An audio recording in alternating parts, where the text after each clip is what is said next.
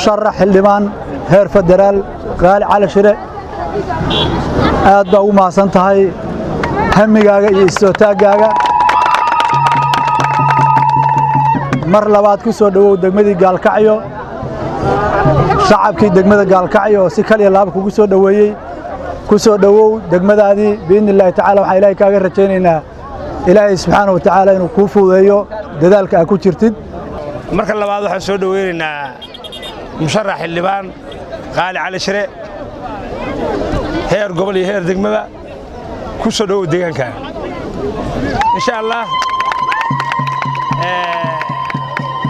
waxaan ku rajaynaynaa in ilaahay kuu fududeeyo annagoo heer gobol iyo heer degmaana waxaan u taagannahay inaannu ka shaqayno dadka musharaxiinta u ah deegaanka inaan soo dhaweyno inaan la shaqayno inaan wixii ay tabanayaan aan la fududayno mar labaad iyo mar saddexaad ku soo dhawow gobolka mudug adigoo aan jecelnahay hamigaaga inuu ilaahay kuu suurtageliyo waayo qofku hadduu hami leeyahay wax ka fiican ma jiro qofkaan hami lahayn baa adduunka ugu daran hamigaaga ku soo dhawow runtiina maanta waxaan jeclaan lahaa haddaan reer mudugnahay gabdhaha in la kaga dhigo xildhibaano haddaan nahay reer mudug aad iyo aad baa u mahadsantihiin soo dhawayntan meesha ay ugu soo dhaweyseen maantay waxbaa nolosheeda wax badan baa iska bedelay waana idiin mahadcelinayaa dhammaantiin